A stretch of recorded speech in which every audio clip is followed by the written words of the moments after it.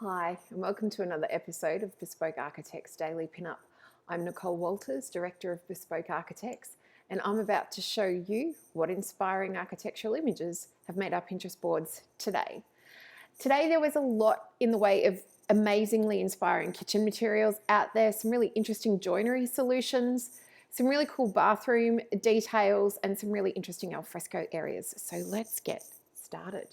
Top left, as usual, we'll see here this I pinned for both the materials on the outside and the fact that it's an asymmetrical roof. And what I mean by asymmetrical roof is the roofs on the dwelling don't match. Then there's no symmetry to it. They're both a gable, yes, but there's one with a shallow pitch and one with a steep pitch, and that is therefore an asymmetrical roof form. And you will find that on that particular board. The next image, as we move across the screen, is this one. It's a box gutter that we can see projects out, comes down by a chain, and then the water runs off into this little small pit below. We are doing something very similar at the moment on a build we've got going on here in Geelong. It's very exciting to see that finished. In lieu of a chain though, it will be sort of more of a slightly solid downpipe, but I look forward to sharing that with you in due course. The next image along same project is just their front fence. I really enjoyed the way their front fence felt opaque. So, you know, there was good connectivity between the front yard and the street, and then around where your person entry is clearly identified. You can see right there the difference in material. It does have a small roof over it, so it is rather inviting. So that is why that image is on the board today. Forgive me, my mouse has just frozen. There we go. The next image is the inside of a very blue bathroom. I love the color, the cobalt color. It does look, with the natural light hitting it, it is quite a vibrant color, so I think that helps not make the room feel too dark, which is a criticism of my own bathroom where I've gone for an all black bathroom. But I just really enjoyed that color palette. I mean, they've applied it to every single finish in this bathroom beyond the fittings, and so that's interesting, but I do really like the vibrancy of that color. The next one on the board, I just really like the external screen, the translucency of the screen on the outside of this dwelling. That's why that one is on the board. Yep, that is the only image I pinned from that board. This little one here, the Temple of Steps, from an aerial photo looking down, the beauty of that landscape layout, it's just stunning. We can see the main temple here. There's a smaller version of it here, and then a lawned area, and just all the steps, how they've been created with the lawn in them. Like I say, it's a beautiful design element as seen from above. That's why it is on our landscape board. This little cottage here, I pinned it from the outside. I always love a strong gable, and this is certainly one of those. The windows help keep this one very much in proportion.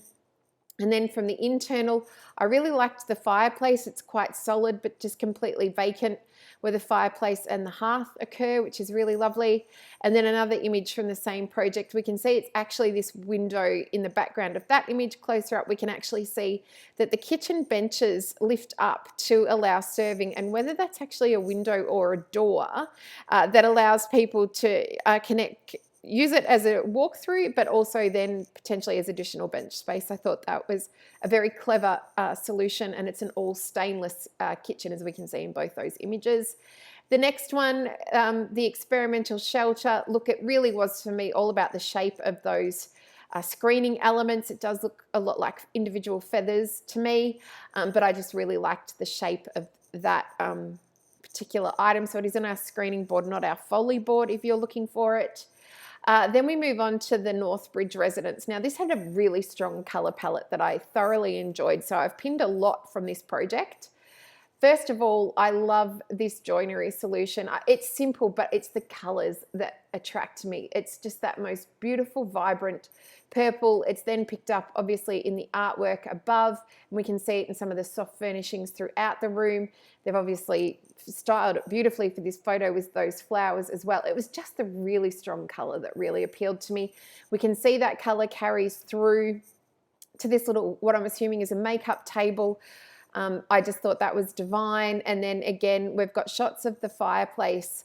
What I really like about this fireplace, we can see it's got some booth seating next to it. It's got this huge metal shroud that leads into it. It feels like a really luxe kind of through material palette alone feels like a very luxe interior. But I love the way that the panels of the booth seat look like timber. Yeah, that's a really beautiful space. I actually pinned this one, I think it was this image here. I pinned several notes further down. I pinned one of the images from that lounge room, and it was more for me about the external window screen on the outside. It was the only shot I could find of it. But you'll see again, not only a beautiful fireplace, but that beautiful vibrant purple color is appearing in various shades throughout this house. Their bathroom is also exquisite. We can see this slightly curved wall wrapping around their freestanding bath, a beautiful handmade tile there. Just again, a really beautiful material palette, and then accessorized here we can see in brass. Their staircase, that beautiful soft rendered both wall and central balustrade detail is divine. Their kitchen also had an exquisite material palette to it. This is a distant shot of it here. And we can see the way they've interplayed lighting and the alfresco outdoors. We can see an end shot of that island bench and just the really beautiful depth that that metallic material is giving them on that island bench. And then again, their range hood. It's still throwing back to these colors, but it's not a flat color. I don't think you could accuse this project of having any sort of flat materials to it. It's not like your absolute mattes that laminates are coming out from. This project is very much about texture and about that depth and luxe. So I really liked that. And then I also pinned this one for just their appliance layout. We've sort of got 4 ovens happening here, and then the induction cooktop with that range hood, and that's clearly flowing out through a wall because we've got nothing happening above it. But I just thought that was really lovely. I've already talked about the window screen externally on that image, and then this image, it was all about the light fitting that I thoroughly enjoyed. And then finally from that project is just this piece of joinery that wraps. We can see that beautiful fireplace in the distance there, but wrapping around into the dining room was just this beautiful corner piece that's floating above the floor. I just thought that was a stunning piece of joinery. So that was everything from that little inspiring project. The next one that caught my eye was the Q house. It is this one externally. This is the image that I saw. It's working really with a really steep slope, and I really enjoy the way that that's been both treated externally in its material and form, as well as the landscaping that goes with it.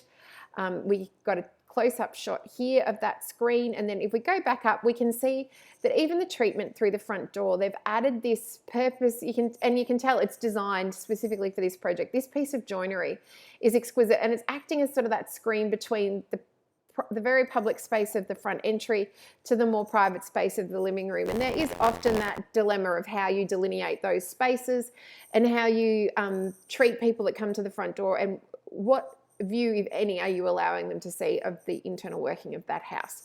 So that is why that is on the board. They also had these quirky little vanity units. I really enjoyed the narrowness of this one, what is clearly a powder room. And then in a couple of their other bathrooms, I'm assuming this is the family bathroom, just the color palette of it and the shape of it. And then we can see the master ensuite. Again, it's the color palette that leads me to believe master ensuite and the double vanity. And then this beautiful shower in the main bathroom. Obviously from the tiles, I can tell which bathroom it is. And I just love that curved wall that's leading around into that beautiful shower. I always find a curved shower is very, very inviting. And then finally, the last couple of images from this project, the kitchen island bench, extraordinarily large and a beautiful, interesting shape. So it's not just a rectangle. And it's not the curves that we're seeing a lot of lately. It's a very dynamic shape. It's very angular. And I feel in this project works particularly well. And then I think the last image from that house, yes, it is this sort of skylight window treatment that they've got going on. So it's a really interesting house. It sort of throws back to me to sort of the 1980s with this window treatment here, and then the screening that's happening on the outside. It's certainly got a taste of the 80s in it. And I do really, really enjoy that. The garden house, the image that caught my eye from that was this one here. And we can see again that asymmetrical roof line happening. We've got little parapets popping out underneath the main gables. And they do in this image particularly feel of different sizing. And then we can see internally it was that fireplace. I really liked the way they'd done these slit windows in the feature brickwork that really emphasizes that fireplace. And again, some interesting book storage. Their main bathroom, they've created that wet room that I really like and encourage clients to consider, where you've got sort of minimal space, and to be able to include the shower and the bath in that one space, remembering of course baths are designed to take water. So you can actually put them in with the shower and not cover them. Some people do have a problem obviously around cleaning of that, but I think it's particularly efficient. What I also like about this bathroom, we're obviously in a heritage house, the height of the ceiling and then the pressed metal ceiling and cornice indicate that, and the choice by the team to drop the wall claddings down to the window height there really make it a really sort of beautiful space. And we can see there's that strong line which my design team are very much aware of. And then finally from that house, just this little vanity unit. We're clearly in the new section now. We've got lower ceilings, but just the beautiful timbers, the featured mosaic tile behind that mirror, all of it's really, really lovely. The Baffle House by Claire Cousins, it was this external shot here. It's clearly a contemporary addition onto an existing traditional. Here's just a shot I took for pot plant ideas in the front yard. I mean, it's a really different way to landscape quite a traditional frontage. Really liked the window and opening treatment here in the back, and it's on that board. A lot of the landscaping I really enjoyed from this project with the pavers, and then again the courtyard treatment, so that's why that is on the board. And then the simplicity of the kitchen. There is a butler's pantry to the rear of this. We can see no overheads. The only thing articulating the wall space above bench height is the range hood, and they've chosen to do that in a solid black. And then the door through to the pantry is the same plywood material that we can see in the overheads. Now, I have a heritage house myself, and I have chosen not to have overheads as well, because I really enjoy this feeling of volume. By presenting everything sort of stopping at that bench height, you certainly get a sense of volume within a space, as we do here in the office as well, with my standing bench being the tallest thing until we get to our 5 metre height ceiling apex above us. So that's really lovely as well. What else have we got? The Roseanne house, that had some beautiful details in it as well. I really liked the front fence landscape design with these steps. That carries through to the backyard, and again the bricks are a strong theme in this property, with that sort of alfresco area and outdoor kitchen space. Their front door, just really loved that door handle and mortise lock combination. Their kitchen was really simple. Again, not much in the way of overheads. We can see a full wall of cabinetry here. There is a door behind, which could be a butler's pantry, and then obviously the island bench and with the sink in it and the cooking zone to the rear.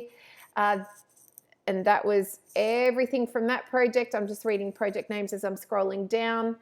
The Marine Residence, again, another kitchen that was interesting. It's sort of that plywood, so a lot of soft kitchens today, not many black ones. It's got a different layout. We can see that it doesn't lend itself to having a butler's pantry in it. It's got quite a lot going on in terms of programming.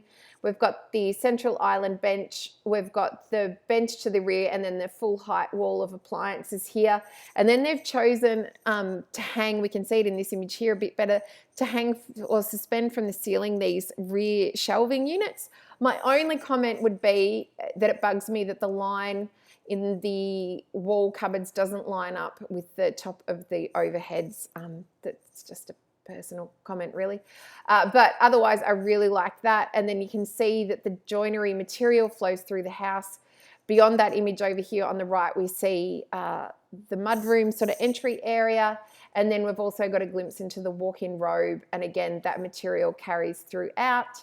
And then even a suggestion of it above this vanity, which could be a powder room.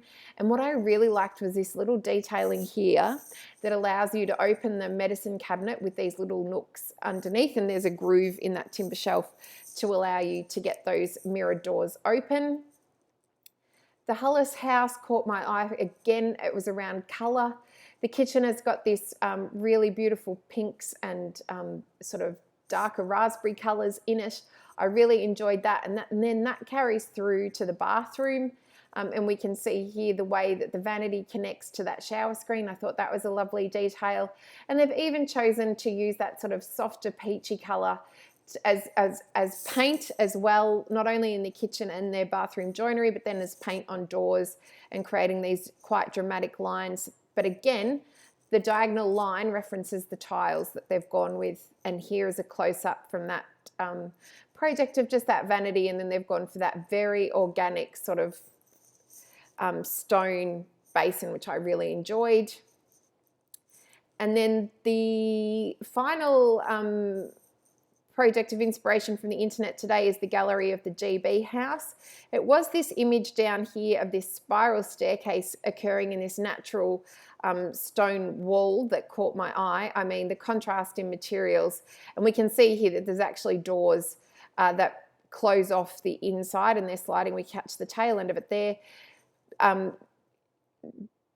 Create that sort of enclosed space between the outside and the inside in this house, so it can be completely shut off from this natural stonework.